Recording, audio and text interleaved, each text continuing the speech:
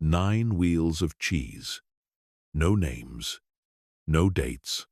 just a single letter scratched into each rind, and one instruction left behind by a dead woman. Turn them every morning, and never ask why. That was all Eleanor Vane had. A key, a locked stone room,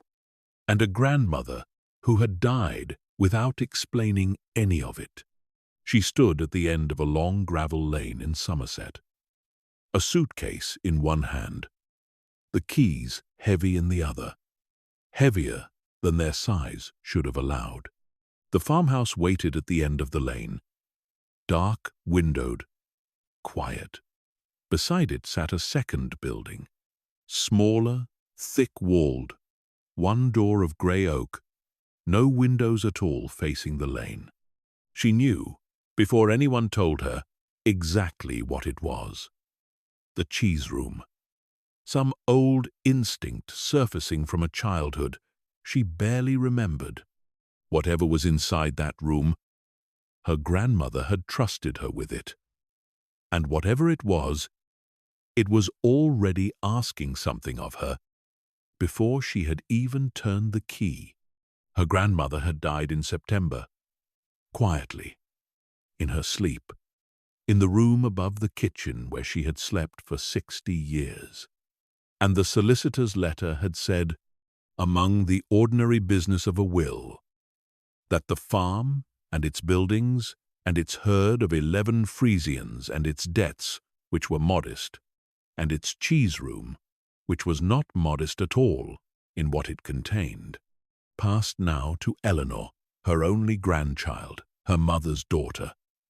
a woman who had not set foot on this land since she was 11 years old, and had not made a single wheel of cheese in her life. She had read the letter 3 times on the train, and had understood less each time she read it. Not the facts. The facts were simple enough. What she had not understood, and still did not understand, standing now at the gate, was why her grandmother had left it all to her, rather than to someone who might have known what to do with it, and why, in the letter that had come separately from the solicitor's letter, in her grandmother's own hand, there had been only one instruction, brief and without explanation. Turn the top shelf every morning. You will understand in time, or you will not. And either way, the turning must continue. She let herself into the farmhouse first, because the farmhouse felt like the more ordinary task, the more manageable grief. Boxes of her grandmother's clothes and her grandmother's books and her grandmother's particular arrangement of chairs by the range, and she spent the first hour simply walking through the rooms with her coat still on, touching things. A chipped blue jug on the windowsill, a shawl over the back of a chair as though its owner had only just set it down. A calendar on the kitchen wall still turned to September, the last month her grandmother had lived to see. She did not cry, not yet, though she had expected to. What she felt instead was a kind of suspended attention, as though the house itself were waiting to see what she would do, and she did not want to disappoint it before she had even had the chance to understand what it wanted. The cheese room she left until the second morning. She told herself this was practical, that the house needed opening up and airing and a fire needed lighting against the October damp. But she knew, lying in her grandmother's bed that first night, listening to the particular silence of a working farm at night. No traffic, no neighbors close enough to hear, only the wind finding the corners of the old house, and the occasional shift and settle of a building that had stood for longer than anyone currently living could account for, that she was afraid of the cheese room, in a way she could not fully justify. Not afraid of what was in it, afraid of what it would ask of her. A room that had held, apparently, some unbroken practice for generations, A room her grandmother had trusted her with a single cryptic instruction and nothing else, was a room that expected something. And Eleanor had spent the last decade of her life in a city, in an office, in a version of herself that had not been asked to tend anything more demanding than a row of houseplants on a windowsill that she killed with some regularity through simple inattention. She went out to the cheese room on the second morning with the largest of the keys, the one the solicitor's covering note had specifically identified,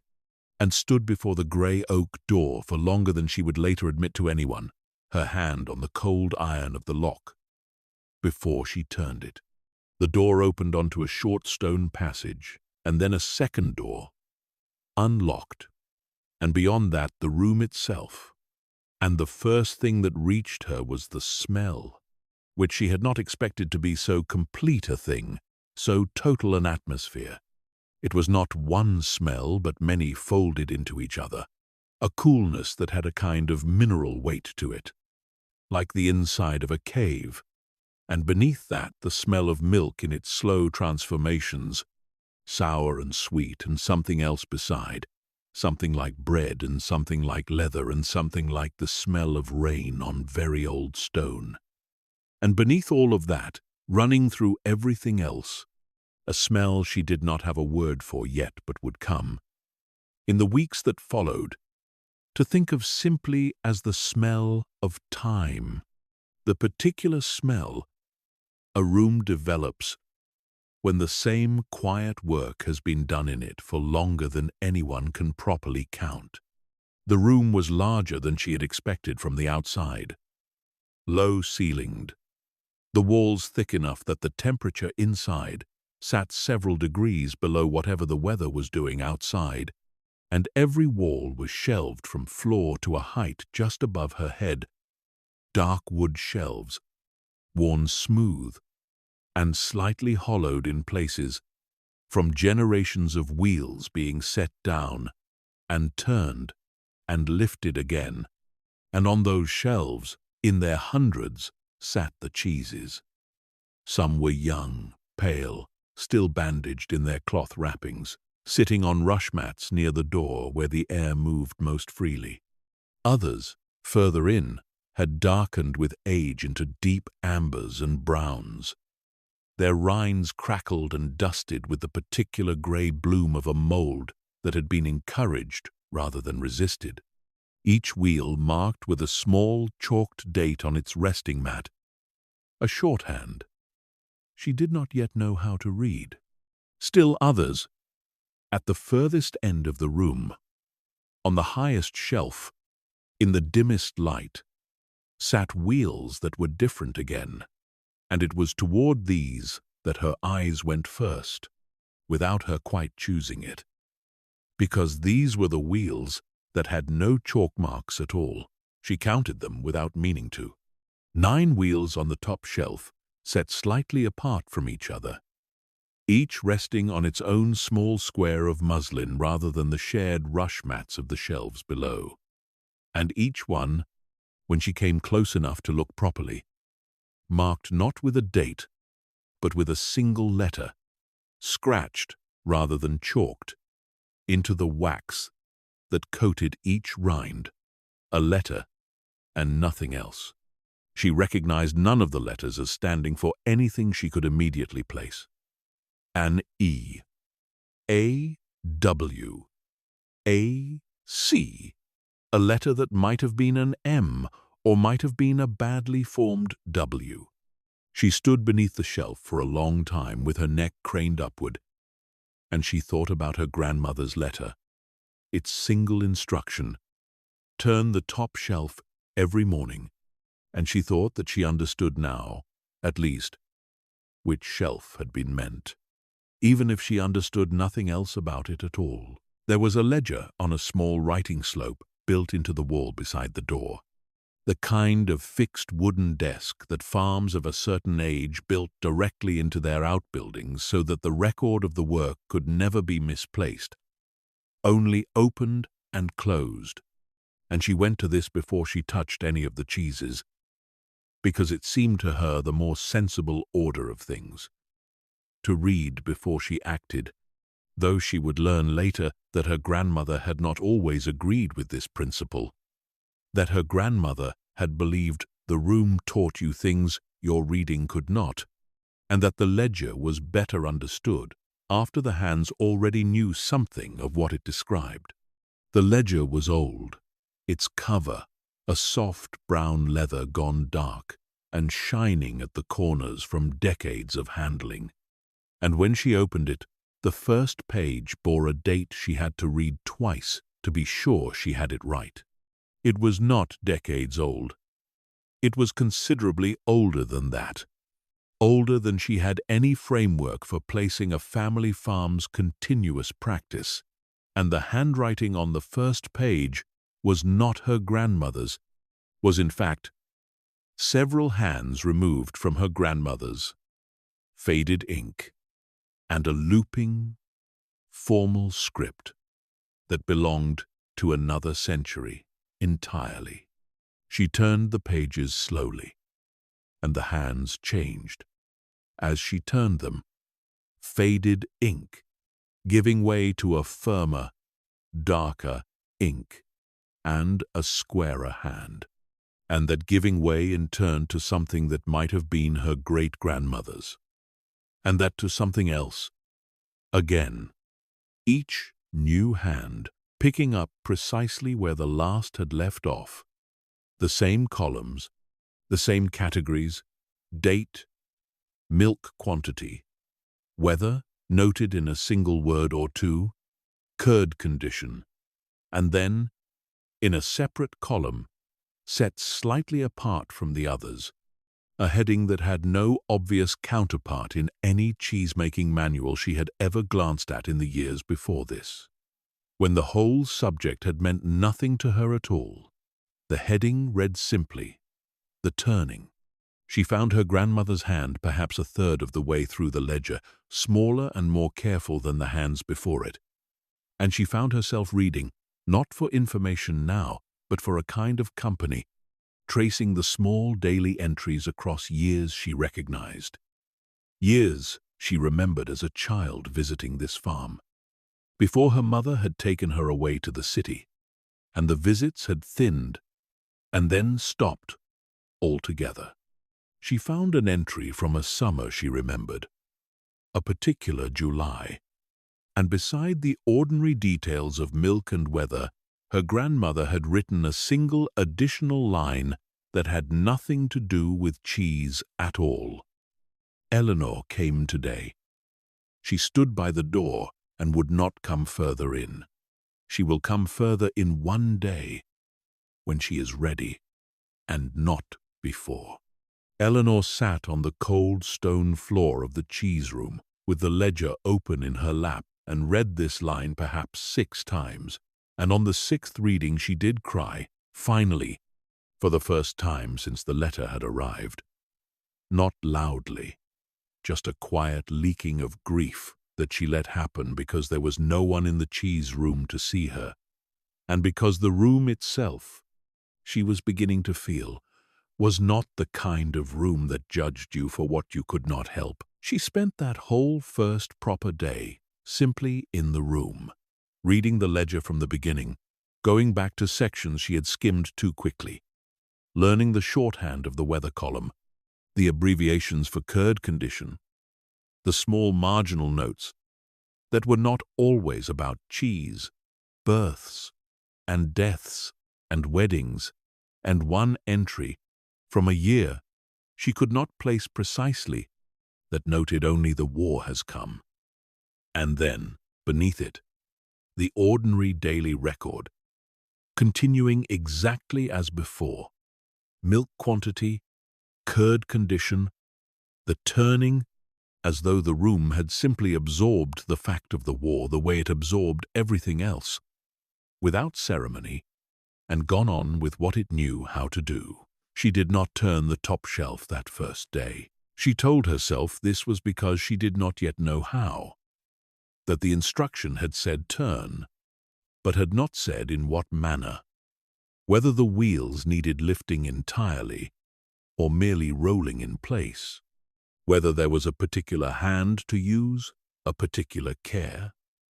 And she did not want to damage something that had clearly been tended with such continuous,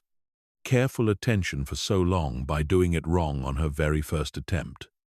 This was true, but it was not the whole truth, and she knew it was not the whole truth, even as she told herself the reasonable version of it. The whole truth was that she was still afraid of the top shelf, of the 9 wheels with their scratched letters and no dates, of whatever question they represented that her grandmother had chosen not to answer, even in a private letter meant only for her. She went back to the farmhouse as the light was failing and made herself a simple supper from what she found in the kitchen. Bread gone slightly stale and a wedge of cheese that she realized, cutting into it, must have come from this very room. Must have been one of the ordinary wheels from the lower shelves, made by her grandmother's hands or the hands before her grandmother's, aged and wrapped and sold or kept back for the house, and she ate it slowly at the kitchen table with the lamp lit against the early dark, thinking about the room at the bottom of the garden with its shelves of patient, ripening wheels and its 9 unlabeled cheeses, waiting for a turning she had not yet given them.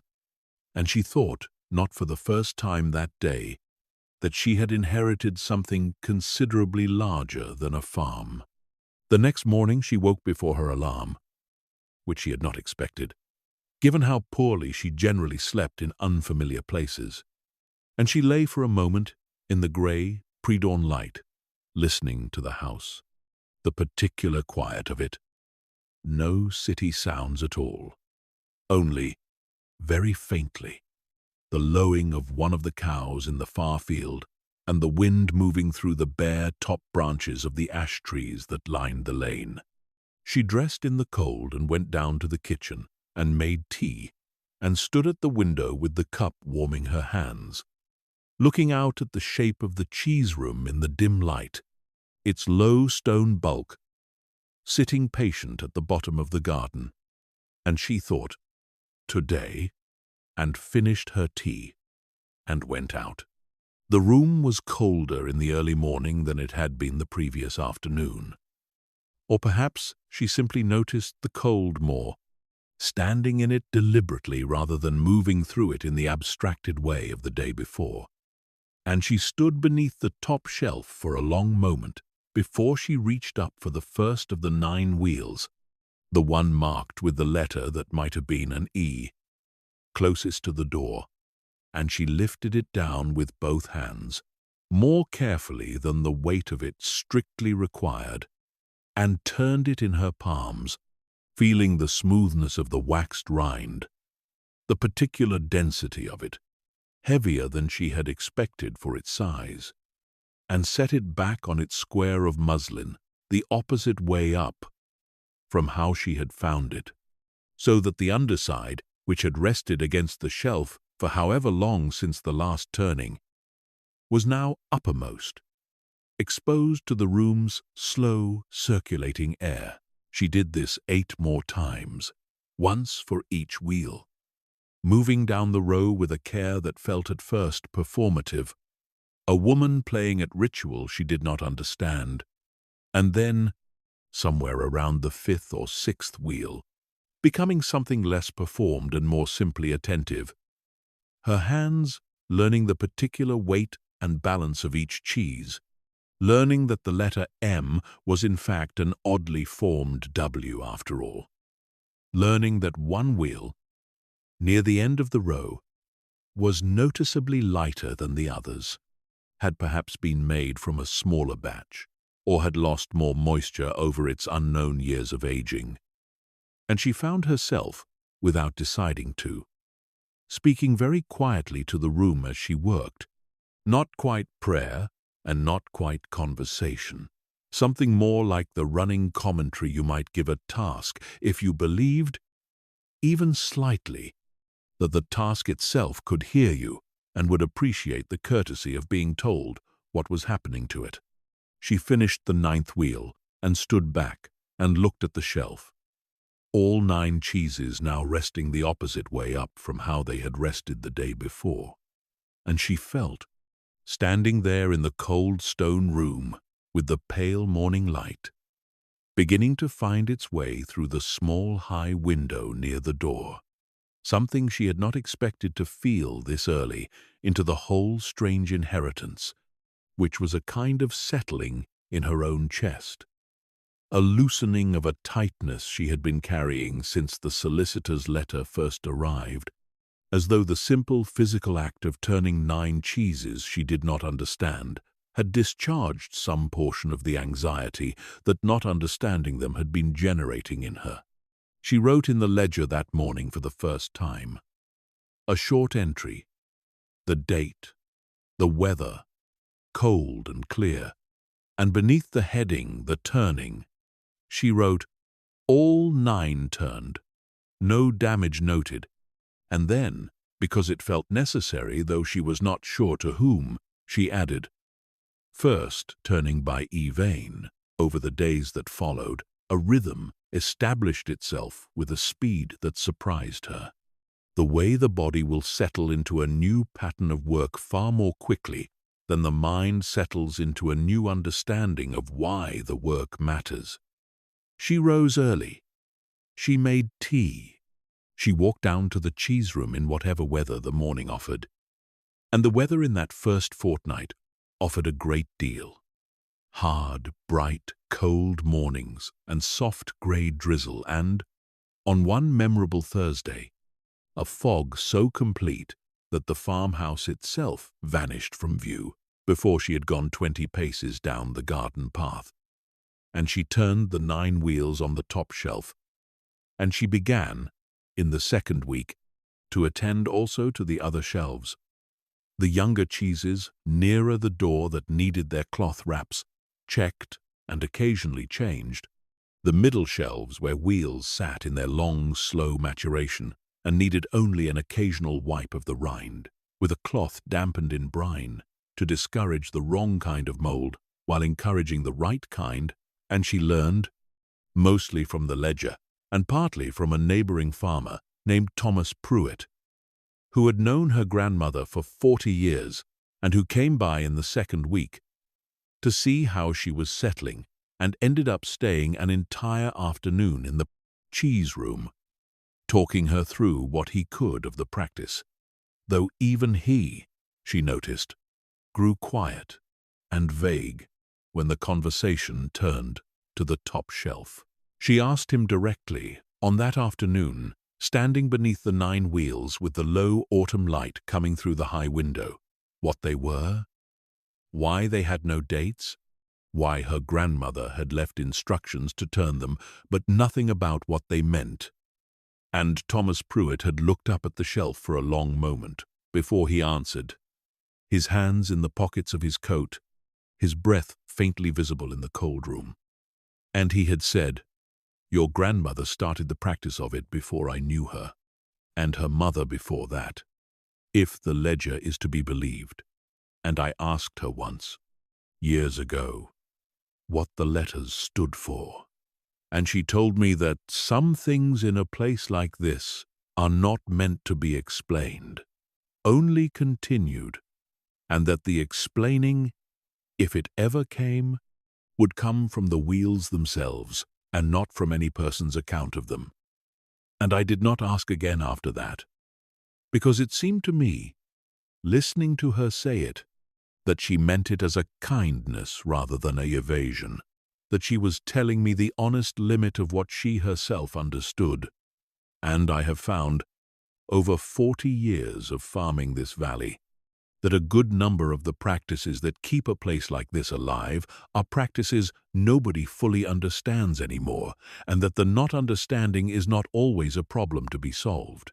Eleanor turned this answer over in her mind for a long time after Thomas Pruitt had gone home, standing alone in the cheese room in the fading afternoon light, running her hand along the smooth, worn wood of the shelf edge, feeling the particular polish that came only from generations of hands doing exactly this same motion,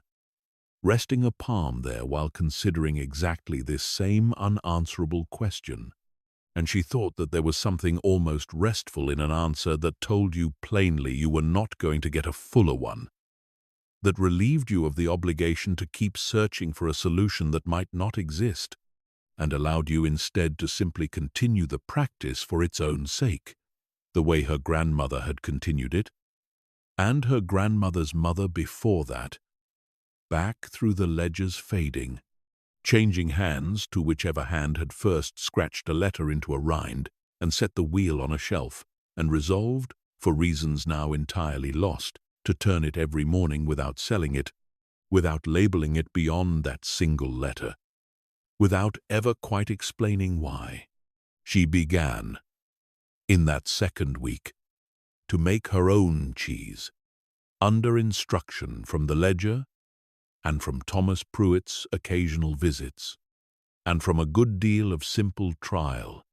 and she found the work more absorbing than she had expected any manual labor to be, the long, slow patience of it suiting something in her that the office years in the city had never quite satisfied.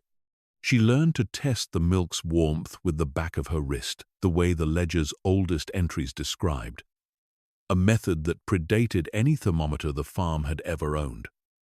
And she learned, though it took her the better part of a week, to trust the sensation properly,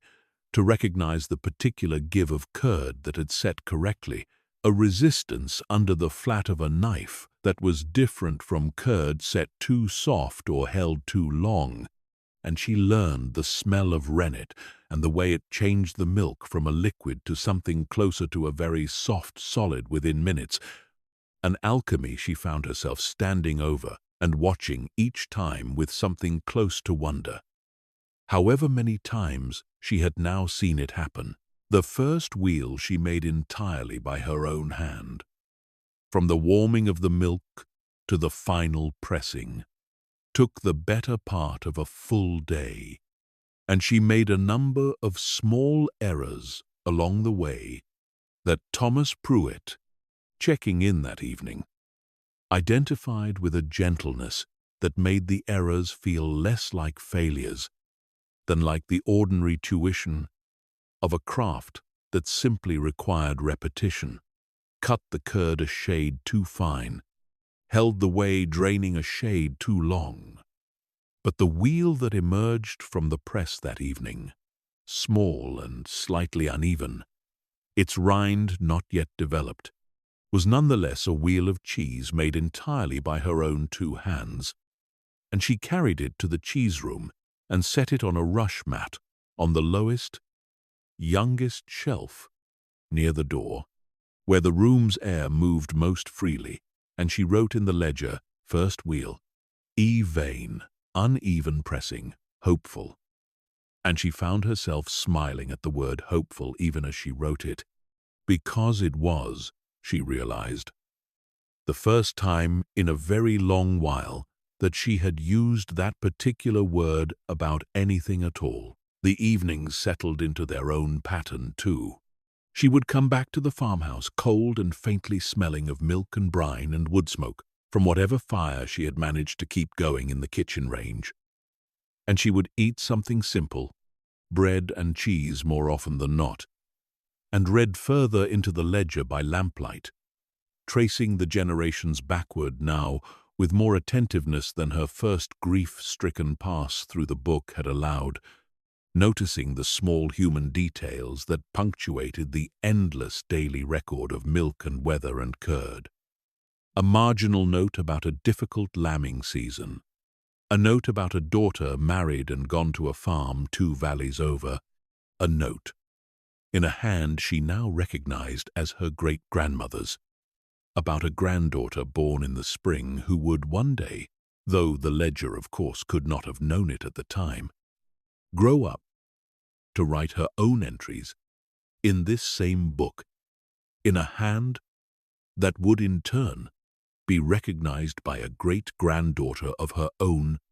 And Eleanor sat with the ledger open on the kitchen table on one particularly quiet evening in the 3rd week, and thought about the strange, patient continuity of it, the way the room at the bottom of the garden had simply gone on holding this practice, generation folding into generation,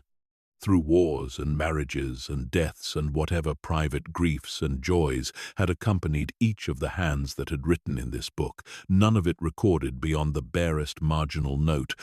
all of it nonetheless somehow present in the accumulated weight of the pages, in the smoothed leather of the cover, in the particular polish of the cheese room shelf edges, where so many palms had rested in exactly the same place, over exactly the same unanswerable question. She wrote to her mother that week, a longer letter than she usually managed, describing the farm and the cheese room and the ledger, and, carefully, without quite deciding to include this detail until her pen had already begun forming the words, the 9 wheels on the top shelf and their scratched letters, and Thomas Pruitt's answer about things not meant to be explained, only continued. And her mother wrote back within the fortnight, a shorter letter than Eleanor's had been, and said only that she remembered being taken to the cheese room exactly once as a small child, and being told by her own grandmother, Eleanor's great-grandmother, to stand very still and watch, and watching, seeing an old woman lift down cheese after cheese from a high shelf and turn each one with a care that seemed at the time almost devotional, and being told afterward, when she asked what the letters meant, only that she would understand when it was her turn to do the turning, and that her turn, as it happened, had never come because the farm had passed instead to Eleanor's grandmother, her mother's older sister, and the practice had continued in that line instead. And her mother added, at the end of the letter, that she did not resent this, that she had built her own life in the city quite happily, but that she remembered the cheese room still, 60 years on, with a clarity she could not attach to almost anything else from her childhood. The cold of the stone floor through her small shoes, the smell that was unlike any other smell she had encountered before or since, and the sight of her grandmother's hands, sure and unhurried, working their way down a row of cheeses that even then, evidently, nobody currently living had been able to fully explain. Eleanor read this letter twice and then went out, though it was already evening, and the cold was considerable, to stand once more in the cheese room, not to turn anything, since the morning's turning was already done, but simply to stand beneath the top shelf in the last of the day's light, and think about her mother as a small child, standing very still in this same cold, watching this same shelf, receiving this same non-answer that Eleanor herself had now received from Thomas Pruitt, the practice passing sideways in that generation, rather than down the direct line, landing instead on Eleanor 2 generations later, as though the farm itself, or the room, or whatever quiet, patient thing the room's long continuity represented, had simply been waiting for the right hands to come along, however many years it took, however many detours the family's actual lived history required before those hands arrived. She found, in the 4th week, a second ledger, smaller and considerably older than the first, tucked behind a loose stone in the wall beside the writing slope, discovered entirely by accident when she leaned against the wall to steady herself while reaching for a high jar of salt and felt the stone shift slightly under her palm.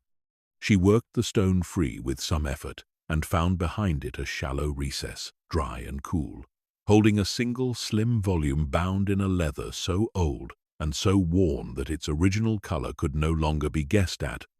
and she carried it to the writing slope with hands that were not entirely steady,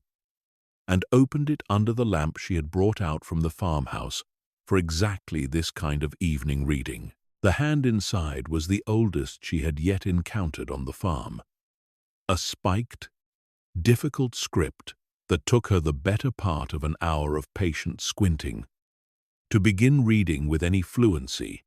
and the entries themselves were different in kind from the main ledger.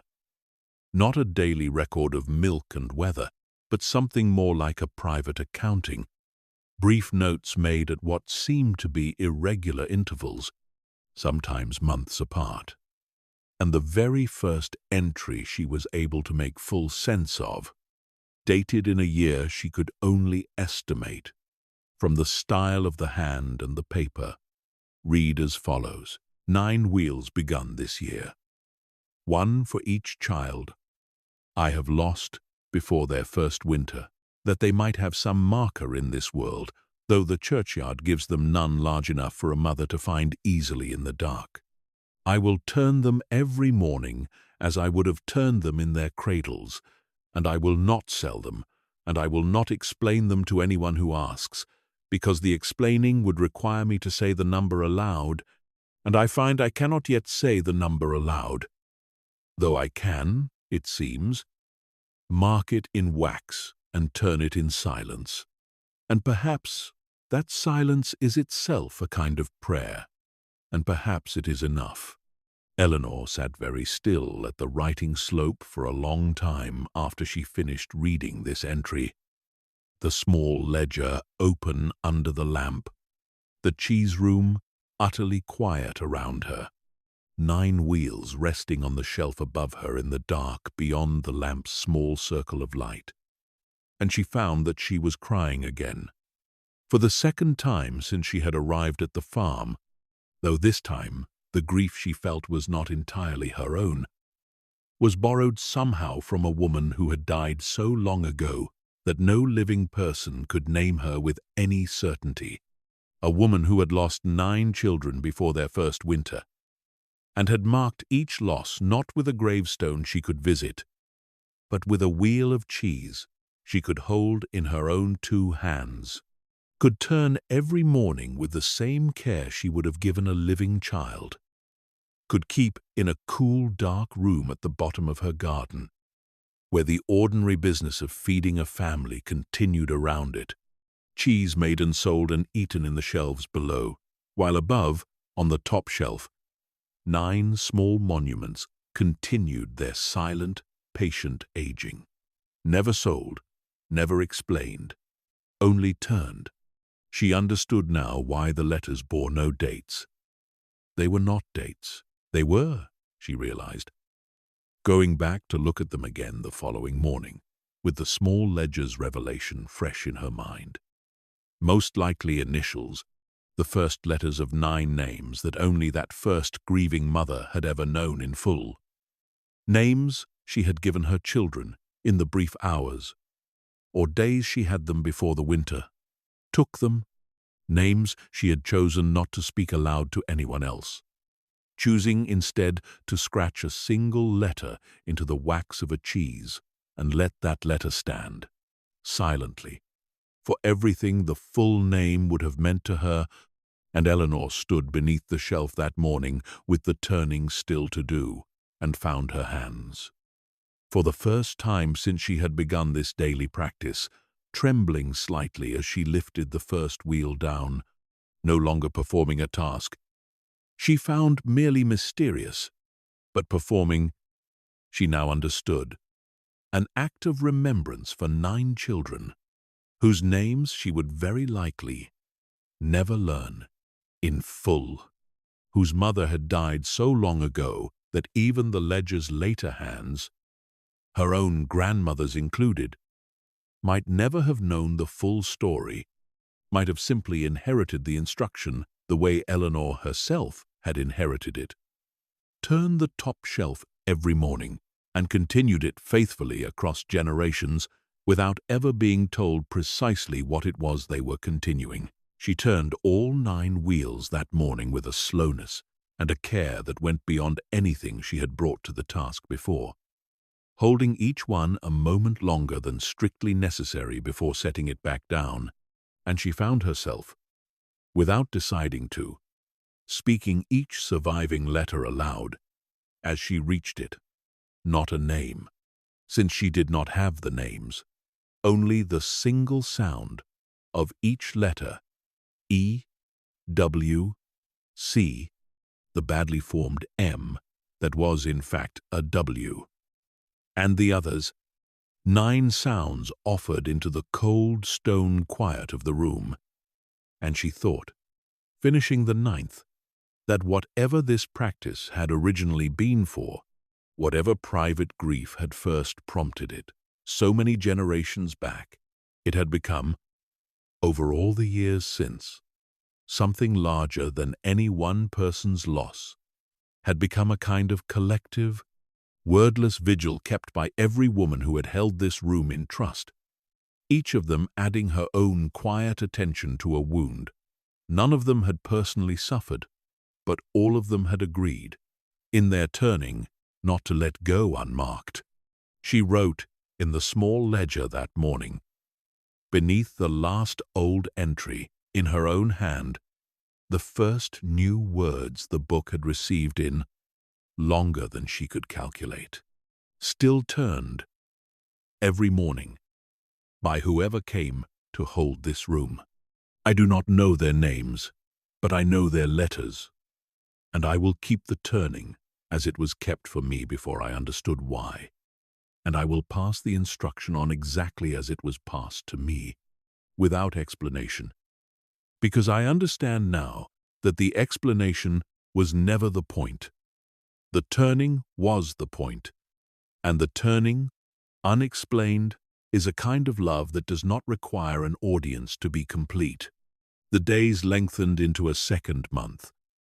the October damp giving way to a harder, clearer November cold. Frost silvering the garden, most mornings now, the ash trees along the lane finally shedding the last of their leaves in a single blustery week that left the whole valley looking suddenly more open, more honest,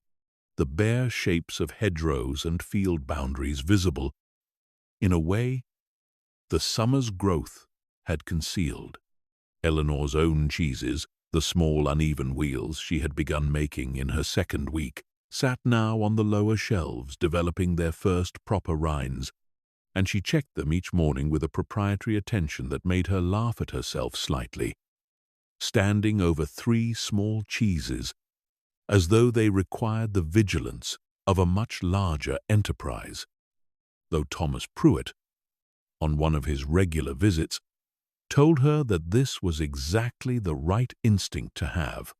that every good cheesemaker he had ever known had begun exactly this way, fussing over their first few modest wheels, with an attention that looked, to an outsider, entirely disproportionate to the object, and that the fussing was in fact the whole of the education, that you learned the craft not from any book but from paying that close, slightly excessive attention to a small number of wheels, until your hands and your eyes and your nose had all separately learned what the books could only describe from the outside. She had, by the second month, largely stopped thinking of the farm as a temporary arrangement, an inheritance to be managed and perhaps eventually sold, and had begun instead to think of it, tentatively, in the private, uncertain way you think of a decision you have not yet fully admitted to yourself that you have made, as simply where she now lived, the cheese room at the bottom of the garden, simply the place where her mornings began. The turning of the 9 wheels, simply the first task of every day, no longer strange, no longer even particularly solemn most mornings, just familiar now, just hers, in the way that a task performed daily for long enough stops being an event, and becomes instead a kind of quiet architecture underneath the rest of the day, load-bearing in a way you do not notice until you imagine, briefly, what the day would feel like without it. The milk itself, she was learning, had its own weather. its own moods that had little to do with the sky outside, and she had begun to keep her own small marginal notes in the main ledger about this, observations that felt, at first, too vague to be worth recording, and that she found herself making anyway, because the ledger's whole long tradition seemed to invite exactly this kind of patient, uncertain noticing. The milk on a cold morning after a hard frost behaved differently under the rennet than the milk on a soft grey morning of the kind that came more often as November wore on. Set slightly faster or slightly slower, she could not always say which with any confidence, only that it was different, and that her wrist, resting against the side of the warming pail in the particular way the oldest hand in the ledger had described, had begun to learn these differences in a manner she could not have articulated in words even now. A kind of knowledge that lived entirely in the skin and had no other home. She spent one whole Saturday, a still, cold, entirely windless day, on a single wheel, from the very beginning of the process to the very end, wanting for once to move through every stage without the interruptions of the farmhouse or the post or Thomas Pruitt's well-meaning visits, and she found the day passing in a way that felt almost outside of ordinary time. The morning's milk warming slowly over the low fire in the corner of the room, the rennet added in its careful few drops, and the whole pail then left, covered for the long patient wait while the milk gathered itself into curd. A process that always struck her as faintly miraculous, however many times she now watched it. A liquid becoming, without any violence or drama, a soft, trembling solid, held together by nothing she could see or name. She cut the curd when the time came with the long, thin-bladed knife that had hung on its hook beside the writing slope since long before she arrived, cutting in the careful grid pattern the ledger described, first one direction and then the other, watching the curd separate into small, even cubes that released their way in slow, glistening threads. And she stirred then, gently, with her hand rather than any tool, because the ledger's oldest entries insisted on the hand, that the temperature of a working hand told you things a wooden spoon could not, and she found, stirring, that the curds firmed further under her fingers, drawing in on themselves, growing slightly rubbery, slightly resistant, the whey turning cloudy, and then, gradually, clearer, and she knew, from Thomas Pruitt's teaching and from her own accumulating weeks of practice, that this clearing of the whey was one of the signs to watch for, one of the small, quiet cues the room offered you, if you paid attention closely enough, more reliable in the end than any clock. She drained the whey into the wide, shallow pans kept for exactly this purpose, some of it destined for the pigs that Thomas Pruitt kept on his own land and collected weekly in a churn, the rest simply given back to the land itself, poured out along the base of the garden hedge where, her grandmother's ledger noted in an aside from decades earlier, the grass grew thicker and greener through the winter than anywhere else on the property. A small local miracle of recycling that nobody in the family had apparently ever felt the need to question. The curds themselves she gathered into the muslin cloth, gently, working them together into a single soft mass, and she felt, doing this, the particular satisfaction of watching a great deal of liquid reduce itself down into something solid and holdable, a whole morning's milk from the 11 Frisians compressed, by the slow, patient logic of the process, into something she could lift in both hands. The salting came next, worked through the broken curd with her fingers in careful, measured handfuls, and then the curd went into the mold, an old wooden hoop worn smooth by generations of exactly this use, lined with fresh muslin, and she pressed the curd down into it with the flat of her palm, filling the mold in stages, folding the muslin over the top, and then came the pressing itself, the mold set beneath the stone-weighted lever that occupied one whole corner of the room, an apparatus that looked, the first time she had seen it, faintly medieval in its construction, a long wooden arm pivoting from a fixed point in the wall, weighted at its far end with a series of graduated stones that Thomas Pruitt had shown her how to add in sequence, light stones first and heavier stones added at intervals through the following hours. The whole mechanism designed to press the curds together slowly, patiently, over the better part of a day, squeezing out the last of the whey, and knitting the curd into the single solid body of a proper cheese. She sat with the press through that long Saturday afternoon, adding stones at the intervals the ledger specified, and found herself, in the gaps between these small tasks, simply sitting on the old three-legged stool beside the writing slope, reading further back into the main ledger.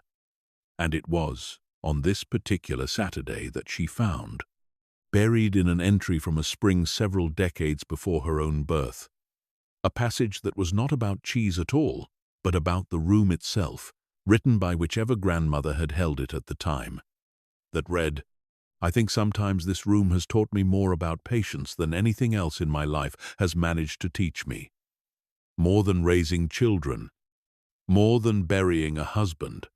more than any of the ordinary griefs and joys that a life accumulates. Because the room does not allow you to rush it, the curd sets when it sets, and not before. The whey drains at its own pace. The rind develops over months that no amount of wanting could shorten. And I have come to think that this is the room's true gift to whoever holds it, not the cheese itself, though the cheese is welcome and feeds the family well enough, but the practice of waiting without anxiety for a thing to become what it is going to become in its own good time, a practice I have found myself needing, this year especially, in ways that have nothing to do with cheese at all." Eleanor read this entry twice, sitting on the stool with the stones ticking softly against each other as the press did its slow work, and thought of her own life in the city before the letter came, the particular anxious rush of it, the sense she had carried for years, without quite naming it, that everything needed to happen faster than it was happening, that she was somehow behind a schedule nobody had actually set for her, and she thought that the room, in its cold stone patience, in its shelves of wheels aging at exactly the pace they required and not one day faster, was perhaps teaching her the same lesson it had apparently taught this unnamed grandmother decades before, and she found the thought settling into her the way the curds were settling, slowly, under gentle and continuous pressure, into something more solid than they had been before. The wheel came out of the press as the light was failing, firm now,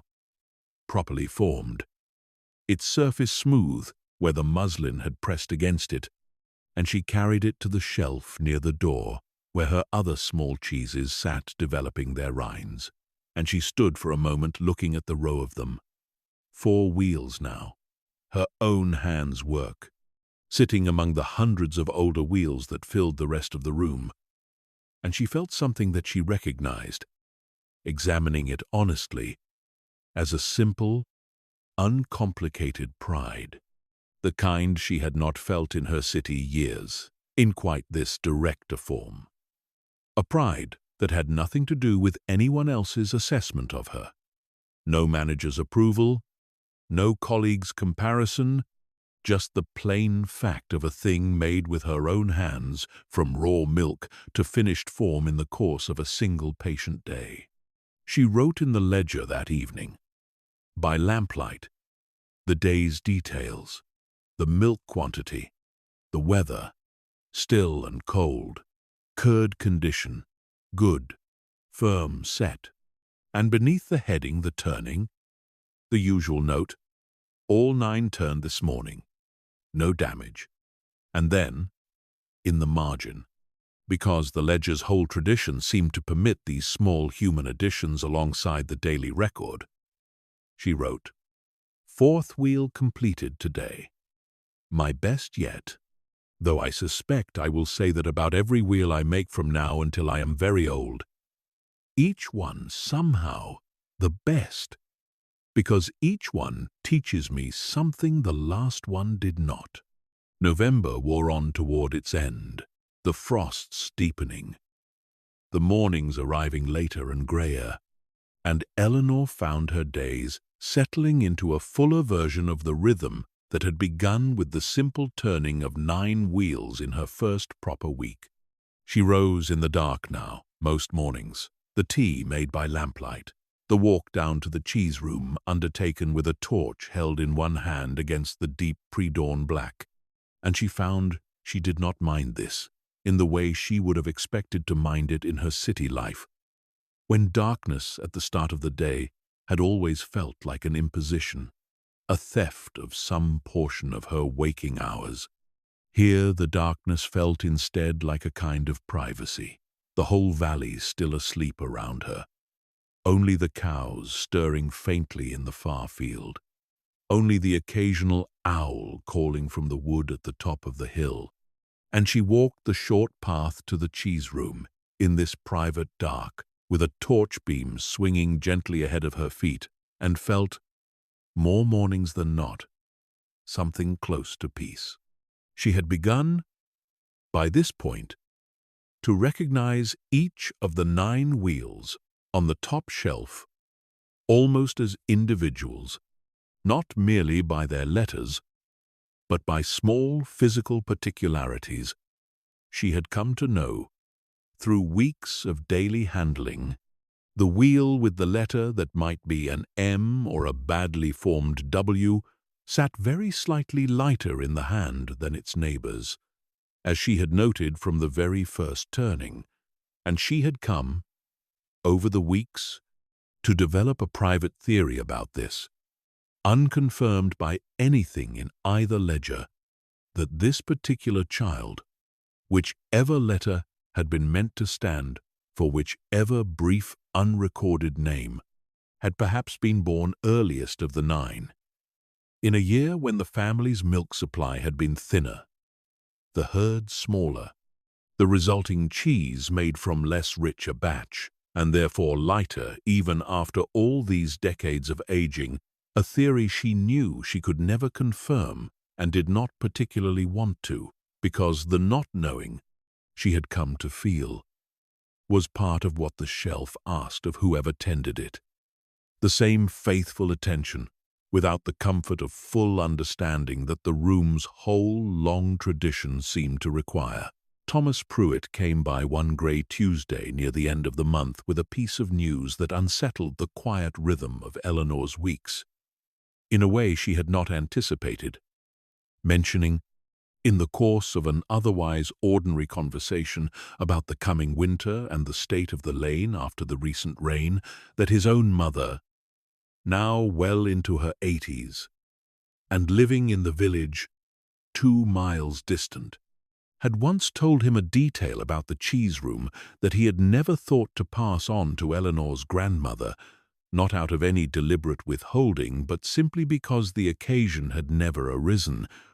and that he wondered now, given what Eleanor had told him weeks before about the second ledger and its account of 9 lost children,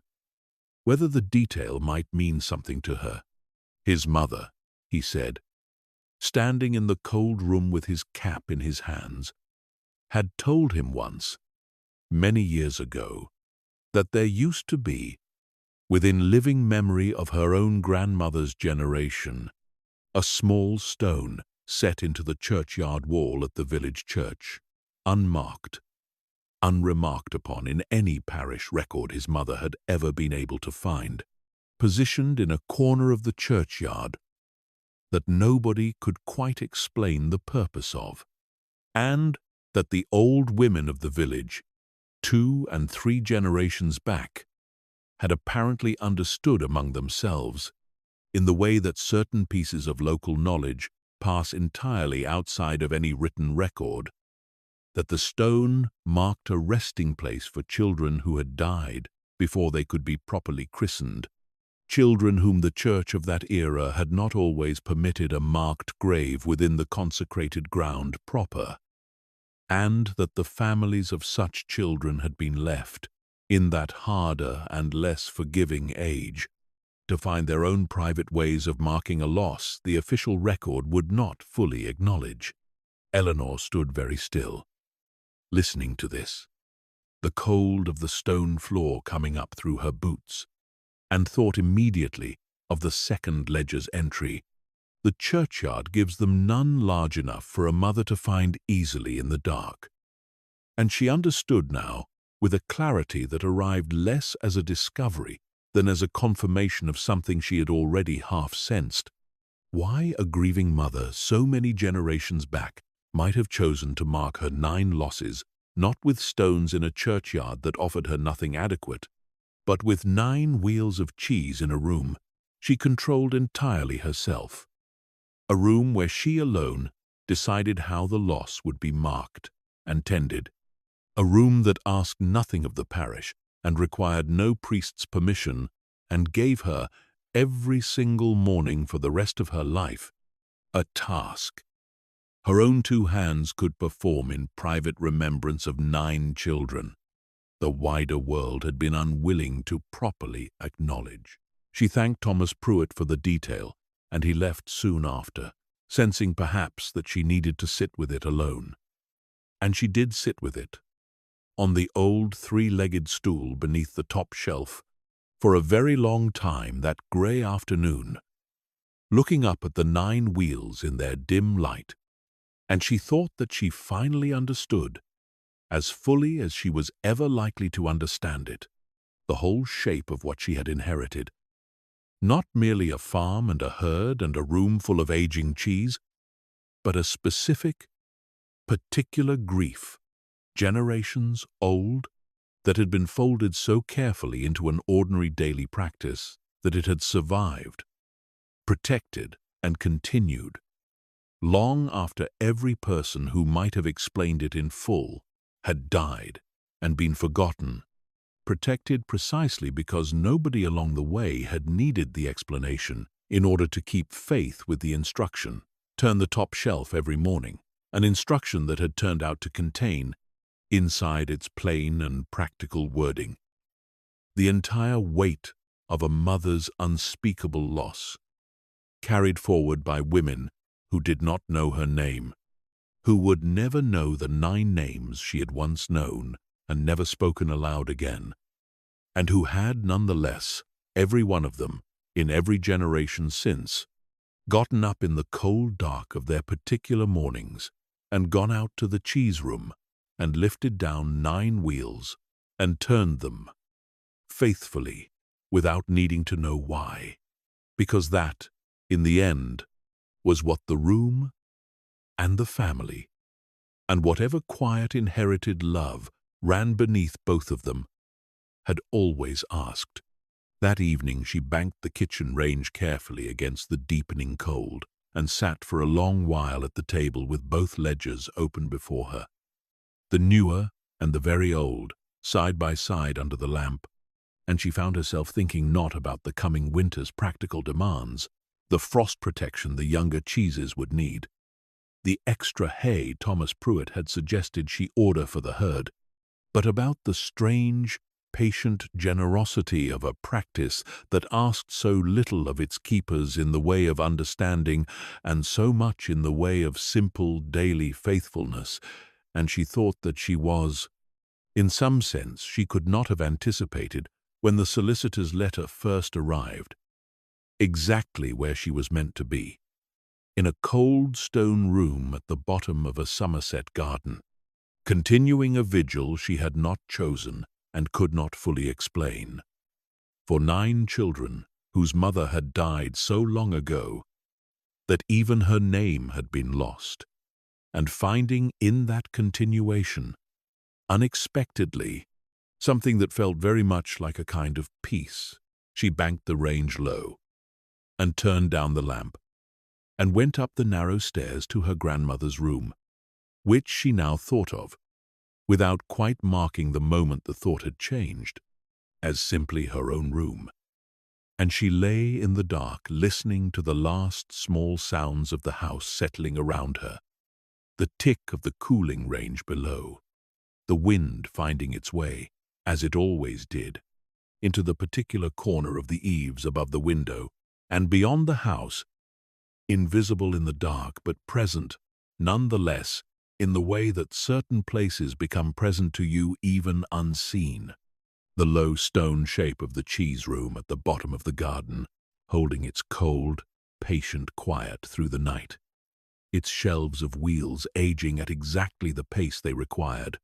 and, on the top shelf, in the deepest dark of the room, 9 small monuments resting undisturbed until the morning, when she would come again, as she always came now, to turn them. She closed her eyes. The house settled further around her, the last small ticks of the range fading into silence, the wind quieting as the night deepened. Somewhere beyond the window, the valley lay still under its first hard frost of the season,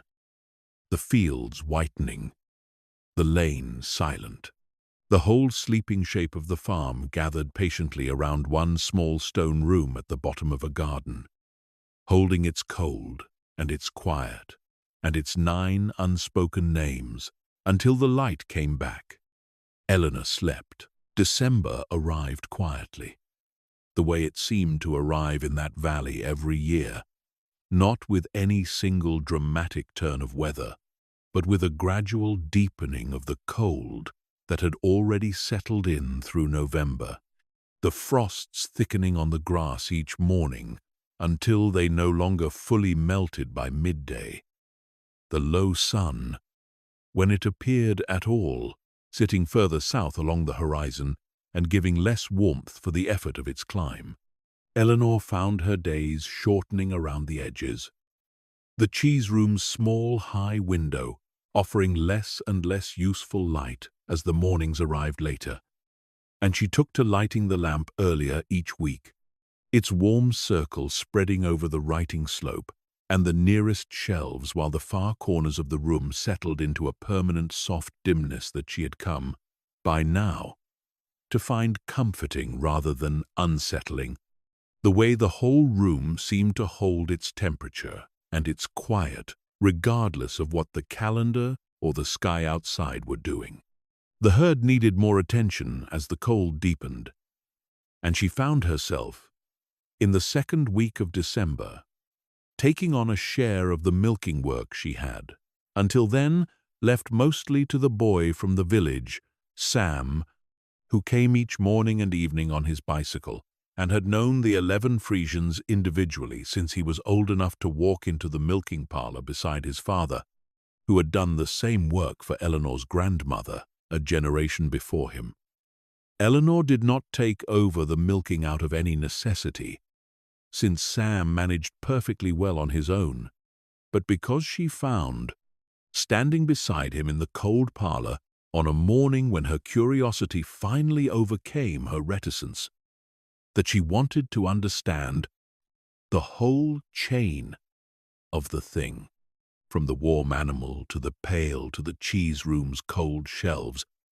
wanted to feel in her own hands the entire distance the milk traveled before it became, weeks or months later, one of the wheels she now turned each morning with such familiar care. Sam taught her patiently, in the particular unhurried manner she was coming to recognize as belonging to almost everyone in this valley who did work with their hands for a living, and she found the rhythm of milking, once her hands had learned it, oddly similar to the rhythm of the cheese making itself. The same patient repetition, the same trust that the process would yield what it was going to yield in its own time and not before. And she wrote in the ledger one evening, after a cold morning spent half in the parlor and half in the cheese room, that she was beginning to understand the farm not as a collection of separate tasks, milking and cheese-making, and the mending of fences and the ordering of hay, but as a single continuous motion, the animal feeding, the milk feeding, the curd feeding, the wheel feeding. Eventually, whoever sat down to eat it, and she at the center of all of it now, however briefly, however temporarily, her own turn at the center might prove to be. She wrote to her mother again in the second week of December, a longer letter than the first, describing Thomas Pruitt's account of the unmarked churchyard stone and its likely connection to the ledger's 9 lost children. And this time she asked a question directly, something she had not quite found the courage to ask in her first letter, whether her mother might consider coming down for Christmas, to see the farm properly for the first time as an adult, to stand, if she was willing, beneath the top shelf where she had once stood as a small child and been told to watch and had never fully understood what she was watching. Her mother's reply came within the week, shorter than Eleanor had hoped but warmer than she had feared, saying only that she had been thinking, since Eleanor's first letter, that she owed the farm a visit she had put off for far too many years, that her own mother's death had closed, a door she had assumed was closed for good, and that Eleanor's letters, unexpectedly, had opened something in that closed space that she had not anticipated needing opened, and that, yes, she would come for Christmas if Eleanor would have her, and that she would like, very much, to see the cheese room again, properly this time, as a woman rather than a child, told simply to stand still and watch. Eleanor spent the days leading up to her mother's arrival in a state of quiet, productive nervousness, cleaning the farmhouse more thoroughly than she had managed since her arrival, airing the small bedroom that had been her mother's own childhood room, and, in the cheese room itself, going through the lower shelves with unusual care, checking every one of her own wheels, now numbering 9, for any sign of trouble, wiping rinds, adjusting cloth wraps, wanting, she admitted to herself, for the room to present its best face to a woman who had last properly known it as a child, and who carried, Eleanor suspected, a great deal of complicated feeling about a farm and a family history that had passed her over in favor of her older sister, Eleanor's grandmother, so many years before. Her mother arrived on a cold, bright afternoon, 3 days before Christmas, and Eleanor watched her step down from the hired car at the end of the lane and stand for a moment looking at the farmhouse and the cheese room beside it with an expression Eleanor found difficult to read, somewhere between recognition and something closer to grief. And the two of them embraced at the gate for longer than either of them had perhaps expected to. And Eleanor felt, holding her mother in the cold December air, the particular weight of everything that had happened in the 2 months since the solicitor's letter first arrived, the whole strange inheritance of grief and craft and continuity that she had been carrying largely alone, finally shared, even briefly,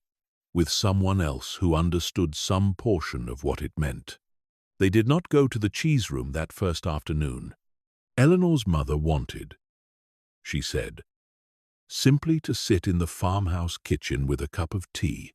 and reacquaint herself with rooms she had not properly seen in decades. And Eleanor was glad of the delay,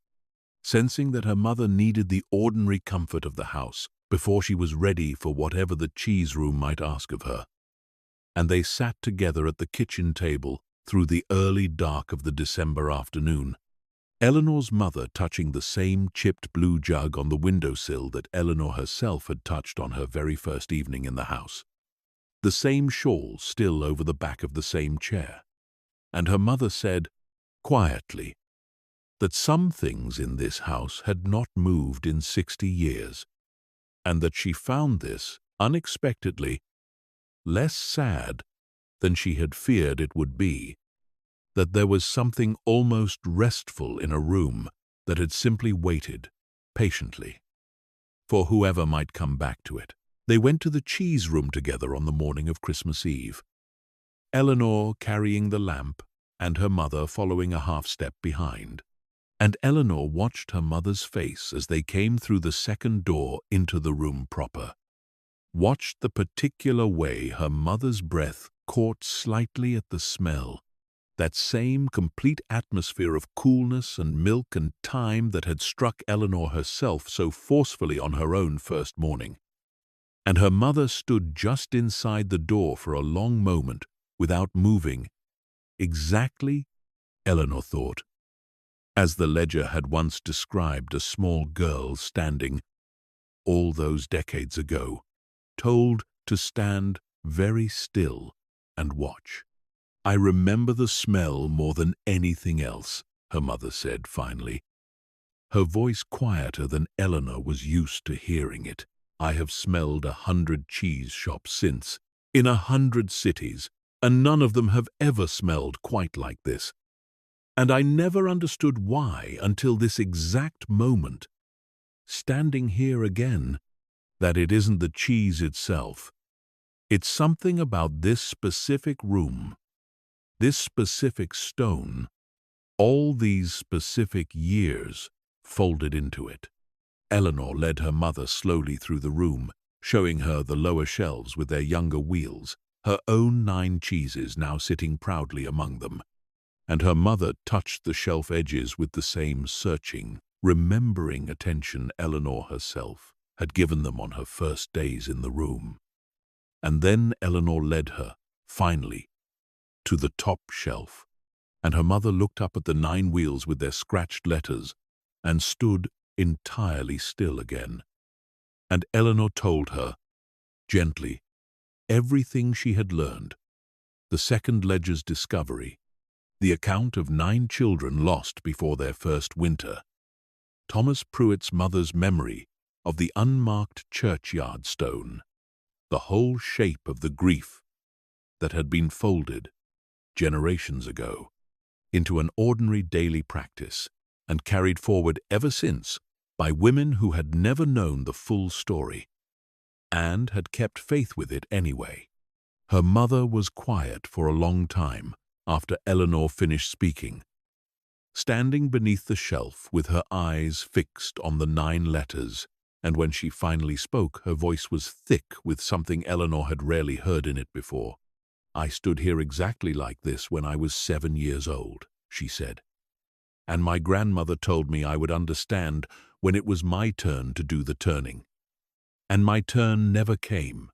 because the farm passed to your grandmother instead. And I confess, I carried a small private hurt about that for most of my life, a hurt I never properly examined because it seemed too petty to examine. Resentment over an inheritance I told myself I had never wanted anyway. And standing here now, hearing what you have just told me, I find that hurt dissolving into something else entirely, because I understand now that what I was spared all those years ago was not a privilege I missed out on. It was a grief I was not required to carry, and your grandmother carried it instead, faithfully, for 60 years, without ever once complaining of the weight of it to me. And now you are carrying it, and I find myself simply grateful, in a way I did not expect to feel standing in this cold room, that the weight found hands willing to hold it, even if those hands were never mine." Eleanor reached up then and lifted down the first wheel, the one closest to the door, and offered it to her mother. and her mother took it in both hands with a care that told Eleanor she remembered,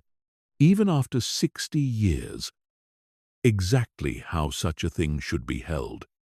and turned it slowly,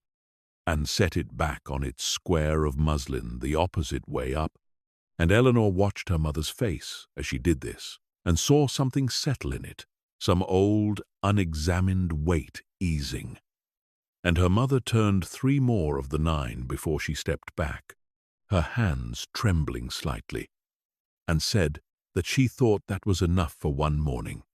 that she wanted to sit with what she was feeling before she did any more. And Eleanor understood this completely, having felt something similar herself on her own first mornings in the room,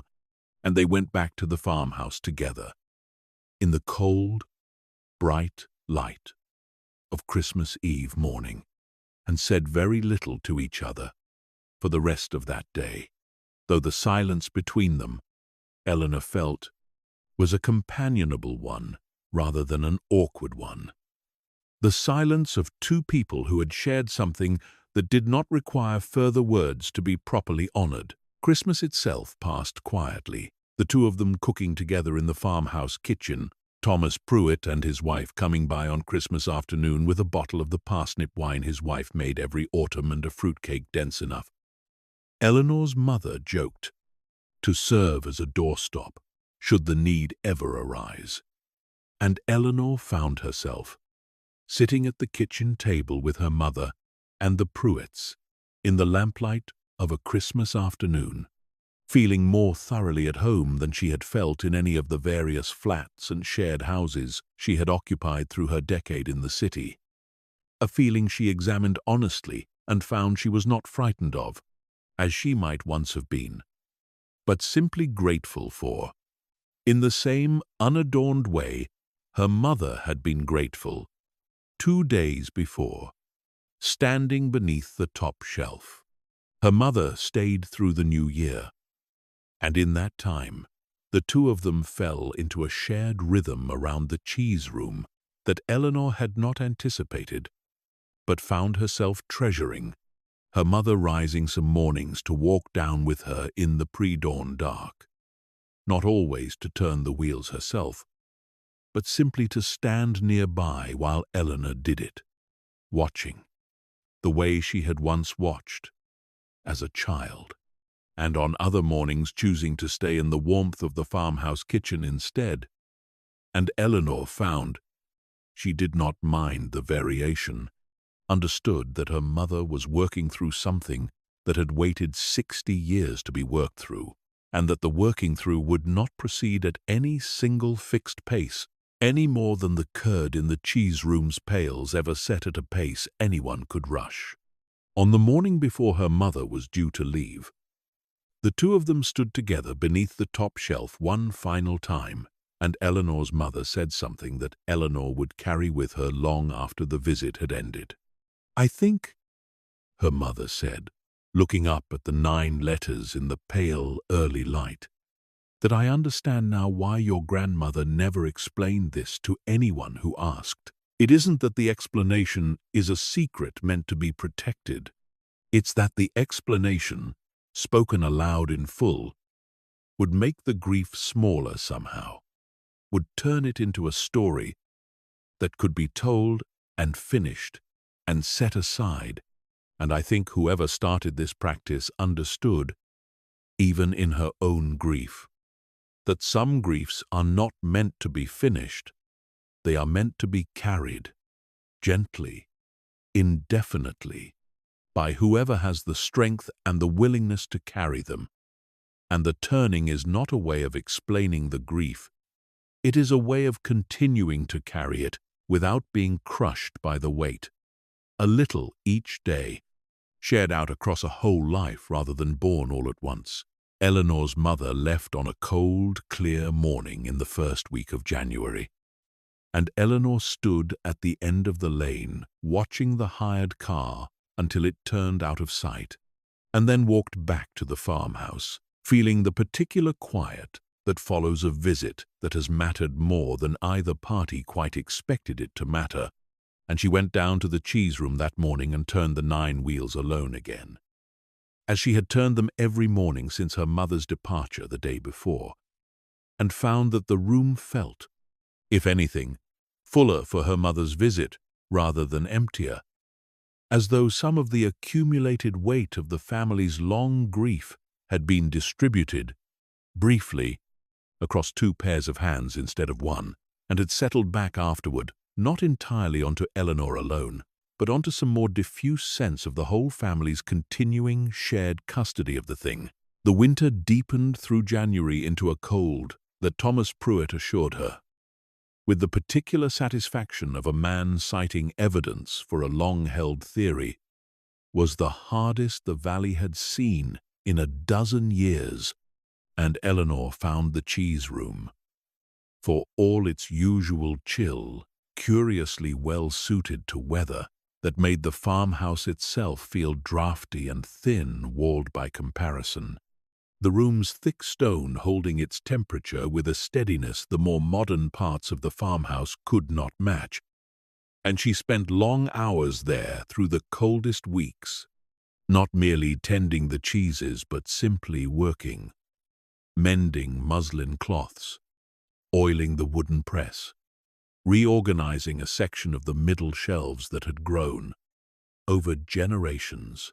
into a slightly haphazard arrangement that she found she wanted, for no reason she could fully articulate beyond a simple desire for order to set properly to rights. It was during this reorganizing, in the last week of January, that she made the second significant discovery of her time at the farm, though this one came without the emotional weight of the top shelf's revelation, arriving instead as a simple, almost domestic surprise. Behind a row of wheels on one of the middle shelves, wedged into a gap between the shelf and the stone wall behind it, she found a small tin box, rusted at its corners but still sealed, and inside it, wrapped in a scrap of oiled cloth that had kept out the damp remarkably well over however many years the box had sat forgotten in its gap, she found a collection of small paper labels, dozens of them, each one bearing a name and a set of dates, and she understood, examining them closely under the lamp, that these were the names of every wheel the farm had ever sold at market going back, by the dates on the earliest labels, well over a century. A record entirely separate from the ledger's daily accounts. A kind of secondary archive someone along the way had begun keeping, perhaps as a private satisfaction, perhaps simply as an aid to memory, tracking which families in the valley and the towns beyond had bought which wheels in which years, a record of the farm's long relationship, not just with its own history, but with the wider community it had fed for generations. She showed this find to Thomas Pruitt on his next visit, and he turned the labels over with real delight, finding among them, after some searching, a label bearing his own grandfather's name and a date that placed the purchase within a decade of his grandfather's wedding. And he said that he would take a photograph of it, if Eleanor did not mind, to show his own mother, who would very likely remember the exact wheel in question from stories her husband had told her. And Eleanor found herself watching Thomas Pruitt's evident pleasure in this small discovery, understanding something further about the room's true nature, that it was not merely a private family archive of grief, but also, at the very same time, a public record of an entire valley's long, quiet dependence on this one farm's patient daily work. Generations of families fed by generations of wheels, each one made and pressed and aged and eventually sold by hands that were, in a real sense, continuous with her own. February brought the first faint signs of the turning season, a lengthening of the light that Eleanor noticed first, not in the sky, but in the cheese room itself, the small high window admitting a little more useful light each week, the shelves visible a little earlier in the morning and a little later into the evening, and she found herself watching this slow return of the light,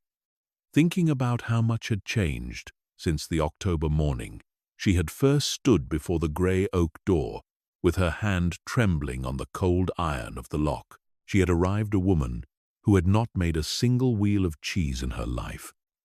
uncertain of her inheritance, afraid of what the top shelf's 9 unexplained wheels might ask of her. And she stood now, 4 months later, in the same room, with 15 wheels of her own making arranged along the lower shelves, with a working knowledge of the whole long craft that had once seemed entirely opaque to her, with a mother reconciled to a portion of the family history she had spent 60 years quietly resenting without fully understanding why, and with an understanding of the top shelf's 9 letters that she suspected she would carry, largely unspoken, for the rest of her own life, exactly as her grandmother had carried it before her. She wrote a long entry in the main ledger on the last evening of February, longer than any entry she had yet made, recording not the day's ordinary business of milk and weather, but a kind of summary of the whole winter, the reorganizing of the middle shelves, the discovery of the tin box of labels, her mother's visit, and its quiet reconciliations. And she found, writing it, that she had begun to think of the ledger not merely as a record to be kept, but as a kind of letter addressed to whoever came after her, in the same way that her grandmother's brief, marginal notes. Eleanor came today. She stood by the door and would not come further in, had felt, on her first reading, like a message left specifically for her, decades before she would ever need it. She wrote, near the end of that long entry, a passage she considered carefully before setting down, wanting to get the wording right, wanting it to be useful to whoever might one day read it in the particular way her grandmother's own words had proven useful to her. If you are reading this, and you are new to the room, as I was new to it not so very long ago, know that the top shelf will ask something of you that you cannot fully understand at first, and that this not understanding is not a failure on your part. It is simply the shape the practice takes, and that the turning matters more than the explaining, always, and that you may find, as I found, that the room teaches you far more than you expected to learn, not only about cheese, but about patience and grief, and the particular kind of love that continues quietly, without needing to announce itself, across more years than any one person could ever hope to witness in full. March arrived with a softness that felt almost sudden after the hard grip of January and February, the frosts thinning, the first green showing at the base of the hedgerows, the lambing season beginning on Thomas Pruitt's land, with its attendant flurry of late nights and early mornings that he described to Eleanor with the particular weary satisfaction of a man who had done this same work every spring of his adult life and would not have traded the tiredness for anything easier. Eleanor's own 15 wheels, now 16 and then 17 as she continued her weekly practice, had begun to develop the deeper amber tones of proper age, and she found herself standing before them on a soft grey March morning, feeling something she had not expected to feel this soon into her tenure at the farm, a settled, uncomplicated sense that this was simply her life now, not a temporary arrangement she was managing until some clearer sense of her future arrived, but the clearer sense of her future itself, already here, already established, in the cold stone room at the bottom of the garden, and the 11 Frisians in the far field, and the small worn shelf edges polished smooth by more hands than she could ever properly count. The first proper market day of the year fell in the middle of March, and Eleanor drove into the small market town with Thomas Pruitt's help, the back of the borrowed cart loaded with a dozen of the farm's older wheels, wheels made not by her own hand but by her grandmother's, ready now after their long, slow aging to be sold. And Eleanor found the whole experience unexpectedly moving, standing behind the modest stall Thomas Pruitt had helped her set up, watching a stream of familiar and unfamiliar faces come to examine the cheese, some of them regulars who had bought from this same farm for decades and who greeted her with a warmth she had not anticipated, treating her not as a newcomer but as the latest in a long line of women they had always simply thought of as the woman from Ashby Farm, a title that seemed to pass, in their minds, from one generation to the next without requiring any particular introduction. An elderly woman named Mrs. Colfax, who Thomas Pruitt told her afterward had been buying cheese from this farm since before Eleanor's grandmother had taken over the room, stopped at the stall for a long while, turning a wheel over in her hands with the particular, unhurried scrutiny of someone who had judged a great many cheeses in her long life, and asked Eleanor, not unkindly, whether the top shelf was still being kept, a question that startled Eleanor considerably, since she had not expected anyone outside the immediate family and Thomas Pruitt to know anything at all about the top shelf's existence. Mrs. Colfax explained, seeing Eleanor's surprise, that her own mother had once helped out at the farm during a difficult lambing season many decades before, staying in the farmhouse for the better part of a month, and had come back from that stay with a story, told only within the family and never repeated outside it until this very moment, about a room at the bottom of the garden with a shelf that was never sold from, and Mrs. Colfax said that she had wondered every year since her own mother's death whether the practice had continued, and that she was glad, hearing Eleanor confirm it now, standing at the market stall in the cold March morning, that it evidently had. Eleanor found herself telling Mrs. Colfax more than she had told almost anyone outside the family. The discovery of the second ledger, the account of 9 children lost before their first winter, and Mrs. Colfax listened with the grave attention of someone receiving a confidence she understood to be significant. And when Eleanor finished, Mrs. Colfax was quiet for a moment before saying that her own mother, all those decades ago, had never known the full story either, only that something was being kept faithfully in that room, and that she had always found it a comfort in her own long life to know that somewhere in this valley there existed a room where a grief nobody could name was nonetheless being tended daily by hands that had never stopped believing that tending mattered, and she said that she thought this was, in its way, one of the truest kindnesses a community could offer its dead. Not the loud public monuments that most places built, but this,